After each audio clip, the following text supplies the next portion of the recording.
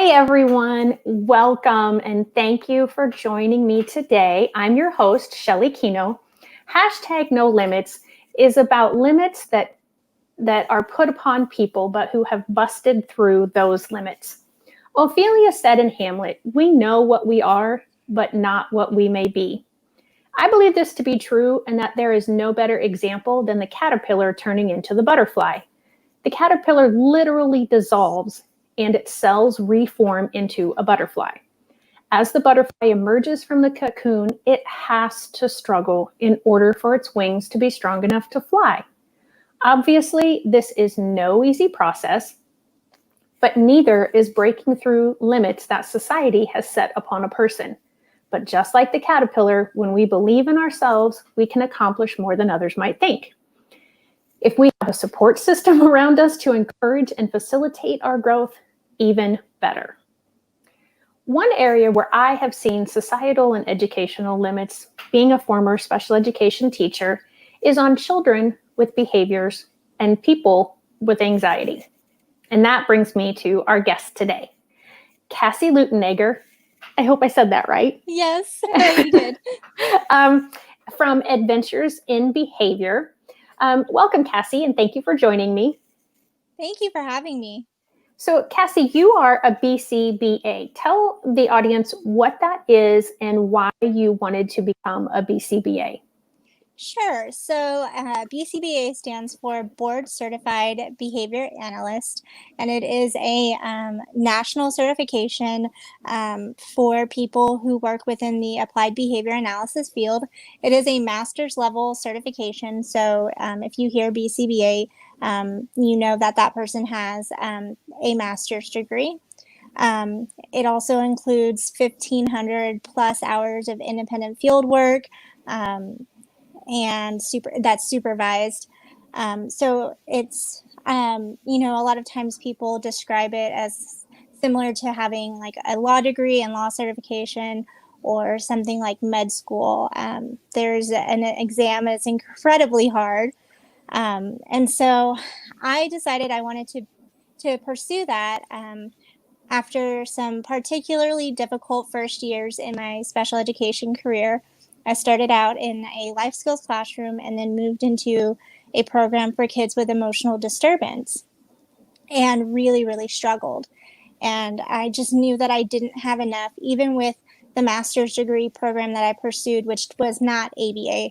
It was focused on mental health and behavior disorders.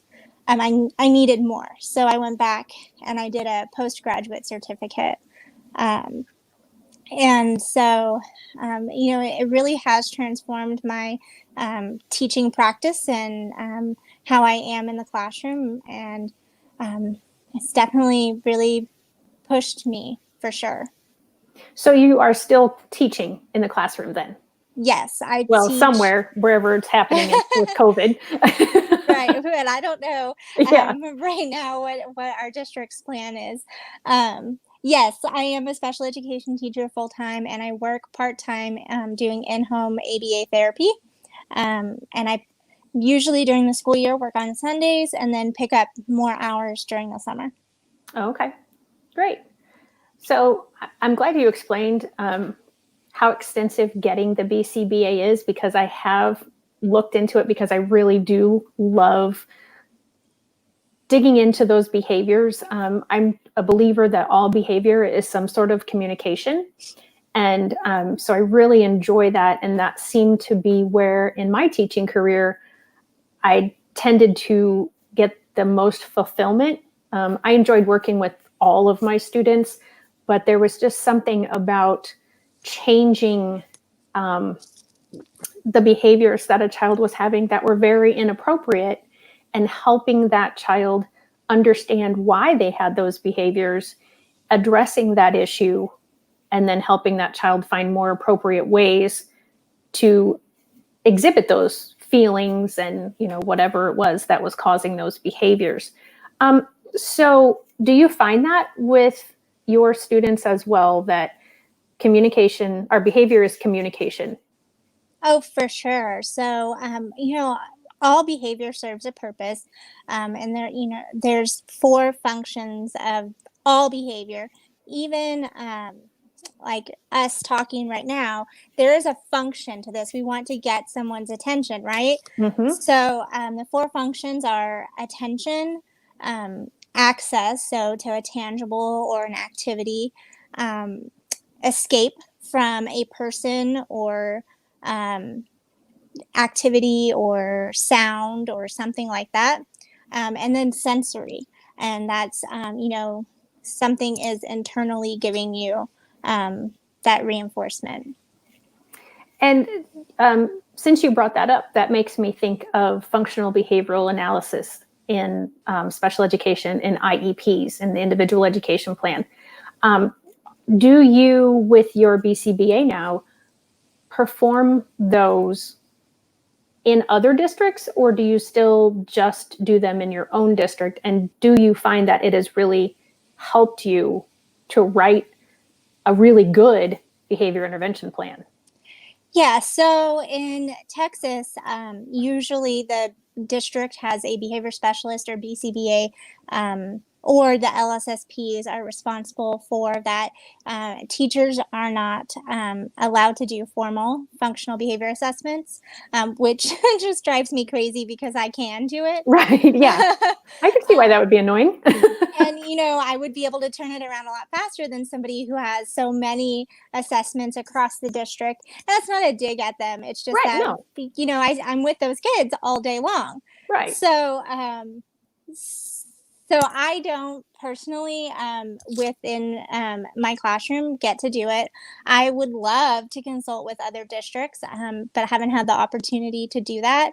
Um, so for now, I don't get to do functional behavior assessments in the school, but I hope one day that that will change. I do plan on leaving the classroom at some point to work as a behavior specialist or BCBA for a school district or for a company that consults. I do have my own company. I'm launching consultation services soon. So we'll see where it goes. Awesome. So what sorts of behaviors have you observed? You name it, I've probably seen it. um, Anything from just like ripping up a paper down to I um, have been on the receiving end of a couple of chokes and worse. So, like I said, you name it, I've probably seen it. I've had kids who will put inedibles in their mouth, which is scary because they could swallow it. And Right. that's usually referred to as pica. So if you ever hear someone talking about pica, it's putting inedible objects in their mouth. I've had kids that have run, really dangerous things, running off campus. So yeah, it can be quite scary dealing with behaviors. Yeah. And I don't think I've had anyone that eloped, which for those that aren't in the education field, that means that they run out of the district, or I mean, not the district, out of the building or off the playground. I have had students try to escape from being stopped, but not, that wasn't like it was like, oh, okay, I know I'm in trouble, versus an actual elopement is, I just need to get out of this situation because it's too much, or there's other varying reasons. But yeah, in my career, I've had hitting, kicking, punching, screaming, pulling hair, spitting. I don't know. Yeah, I mean, I'm probably similar, that I've seen quite a lot of behaviors, and unfortunately, I've probably seen just about anything that could be thought of as well. So, when you have students that have those types of behaviors, how are they received by the rest of the school population, students and faculty? Often not well. especially if the staff and the other students have witnessed any of the behavior episodes. Because like I said, it can be scary if you don't know how to handle it, or if it's Right. happening on a really significant level. Mm-hmm. And it's hard to repair that those relationships once that has occurred. And so I really would try with my students, really try hard to show the school teachers, staff, students that they're not just the behaviors, that there's other really good things about them. Right. Do you find that your kids are often given limits as to, they can't be in this classroom, or they can't do this activity, or they can't be with this group of kids because whatever, whatever, whatever? Oh yes. I had a really unfortunate experience teaching where my hands were basically tied no matter my level of advocacy, where the people that were in charge felt like PE and music, the specials, should be the last thing that the students had access to when they were reintegrating from a self-contained environment back into gen ed, and because it's unstructured. Right. And I find that a lot of times those kids that I had, it wasn't those weren't the areas that they struggled with when they Yeah. were because they're fun, or Right. there isn't as much of a demand on them as being. It wasn't just all they had to do was manage their social skills. With academic classrooms, gen ed classrooms like math and science, they had to manage social skills and academics. And so, for sure, limits are set on them all the time. And I wasn't able to change people's opinions. So I ended up leaving.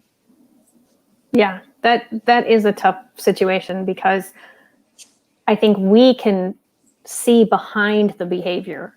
Mm-hmm. And so we're not as uncomfortable in dealing with a lot of the behaviors as many other people are. Have you been able to help a child that was limited because of others, and then break through those limits with any particular children or child? Yeah.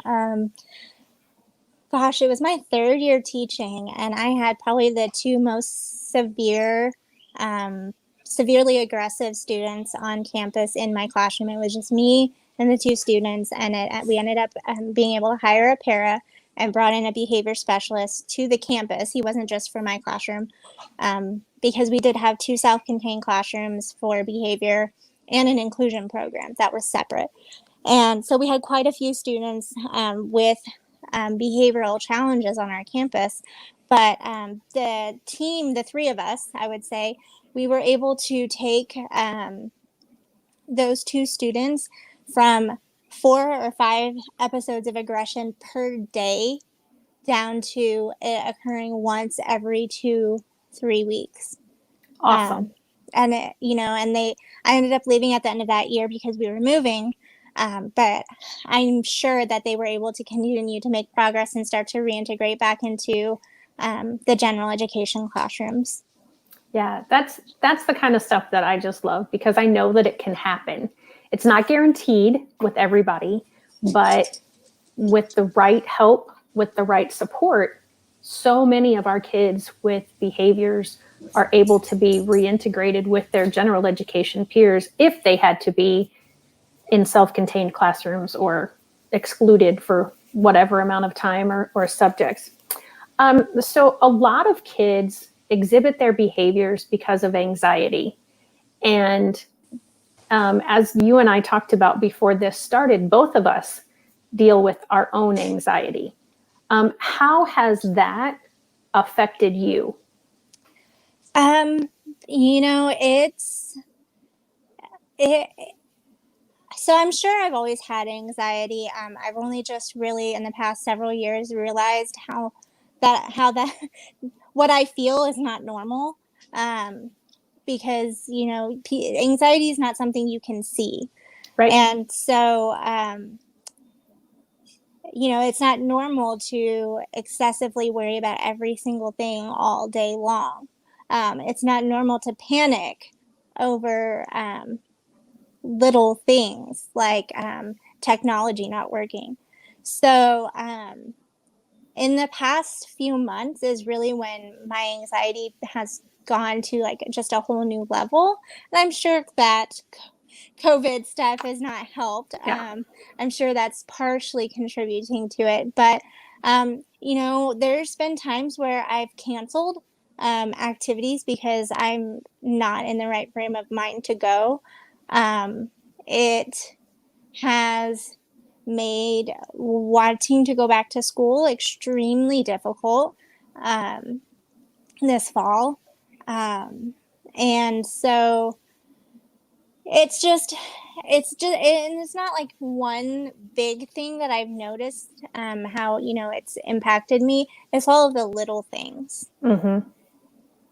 Yeah. And I, like you, have probably had it all of my life. I'm probably a lot older than you. So when I was growing up, anxiety wasn't a word used as a diagnosis. I don't even know that it was even really used in the medical field for anything. Um, so I went through countless doctors and countless tests, and I was told you have a nervous stomach, you have irritable bowel syndrome, you have I don't know. I can. Those were the two biggest ones. Yeah. And then finally, 15 years ago, maybe, I was told you have anxiety. And it was basically because I had a major panic attack to where I was debilitated and like was freaking out and couldn't move and just didn't know what to do. So what kind of limits, I mean, you mentioned it, that you've had to change your plans several times. And you are concerned about going back to school. So how are you getting through? How are you busting through those limits? Yeah, so I think everybody would benefit from going to see a mental health therapist. I do. I agree. I started seeing one in November, and you have to find the right one. Mm-hmm. It's you can't give up because I've changed a couple times since then because it wasn't the right fit. Mm-hmm. I had one that told me that I didn't have depression and that it was, she was like, oh, I don't think that your psychiatrist is correct, that you have anxiety and depression. When it's very obvious that I was maybe not having depression, but definitely having depression symptoms. And the fact that she couldn't see that, that's a problem. Um, and so I do see a therapist. I started seeing a psychiatrist, and I am taking medication. And you guys got a little sneak peek of Finn, my buddy. Oh, We adopted him about a month ago ish. And right now he's an at-home service dog because he is in training and not ready for public access. But he's my little shadow, and as you can see, anytime that I just need a little bit of comfort, a little bit of laughter, he's right there with me. But also, he provides some tactile stimulation to help center me. And when I do start to have an anxiety attack, uh-oh. Oh, there you are. We lost you for a second. he will, come lay on me and provide deep pressure therapy. And it really helps. So he's definitely been a big help, but just him by himself would not be helping me. It's the combination of all three things. Yeah. And that's a very good point. I was very resistant to medication for my anxiety for many years. I was less uncomfortable, still uncomfortable, but less uncomfortable seeing and talking to a counselor. But the medicine, I just really, really fought for too long. But definitely, yeah, the combination of the therapy as well as the medicine has helped me to be able to function honestly, and to not be stressed out about every little thing. In fact, I feel like I just, okay, it whatever it is, it's going to happen, and we'll get through it. And I thought I had kind of been that sort of a person before, but now that I truly am, I see how much I was not before, Right. and how much I really did stress and worry about things. So how many of your students do you now relate to maybe better? And maybe you're not relating any better because you already knew you were dealing with anxiety all that time anyway, but because you have that understanding, because you've got your own limitations. Well, I mean, it's really only been in the last year that it's gotten to the point where it wasn't manageable on my own, and it's continued to progress. And so I actually feel like I understand so much more now what my students um, felt, what they were going through, what their emotional outbursts, what some people call it, were, how it happens. I 100%, if a kid has anxiety over their schoolwork and their needs aren't met, and unless they're lashing out and aggressive, I can see how anxiety leads to that. I really do. And I feel like I'm not anymore working in, the emotional disturbance population. I do work with kids who have intellectual disabilities and autism now. But I feel like if I ever went back into that environment, I would understand on a completely new level. Yeah, I can definitely agree with you there. In my teaching experience, having had my anxiety diagnosed early on in my teaching career, I've understood,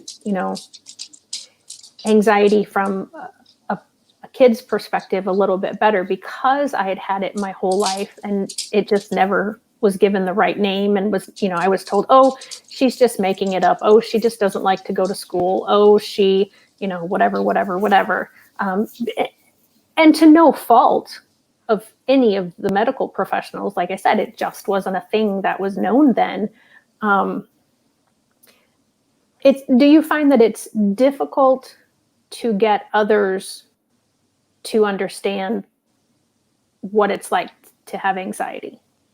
Absolutely. In fact, I had a situation with family members just a few weeks ago where they wanted me to explain what it felt like, and were asking like, why is it just people my age? And I had to tell them, like, as you know, it's not just Right. people my age. It's more common now to talk about it than it was years ago.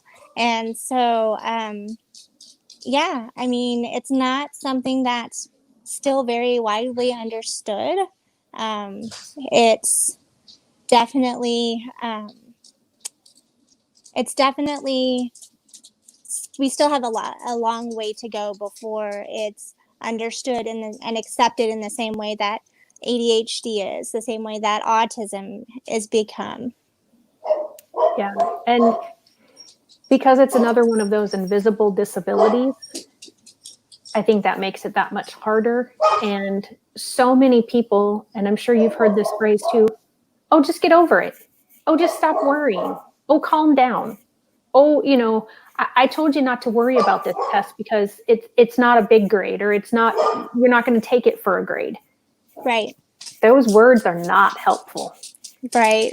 Right. I mean, they might be helpful, but they don't stop the anxiety. No, no, Um, and anxiety. I don't know how it is for you, but for me, it manifests within my thought patterns as just a vicious spiral. And you start with one thing, and it spirals all the way down to this like horrible, horrible thing, where the chances of it actually happening in that way are like 0.001%, right. right?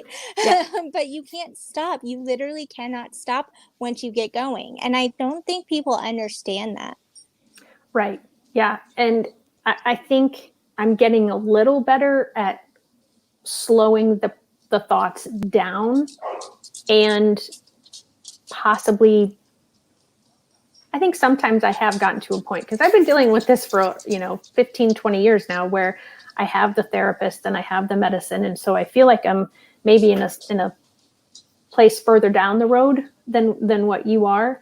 So I do feel like sometimes I am able to capture that first thought and not let the next one and the next one and the next one take me down that path. Mm-hmm. But it's not something that you learn quickly. It's not something that is always done. It's not something that is easily done. It definitely takes a lot of effort and a lot of cognition of what Oh, sure. you're thinking. Right. Um, And so you can understand how hard it is for our kids. We have fully developed brains and they don't. Absolutely. Yeah. Yeah. I as a master IEP coach, have been in several meetings now with clients, and the educators will say, oh, well, I've told them not to worry. That doesn't, that doesn't work, No. and, they're like, well, I don't know. I mean, there's nothing to be, why is he worried? Or why is she worried? I'm like, there isn't a why necessarily. You can't always just say, oh, well, they're worried because they don't want to get a bad grade. No, it's a lot of times it's years of negative thoughts, negative comments. For myself, it was internal. I had a great family, but I was just always worried that I was going to disappoint somebody, or somebody was going to stop loving me, or somebody was, going to pick on me, or those were just the ones I could identify. I can't even tell you probably, everything that I worried about throughout childhood and adulthood.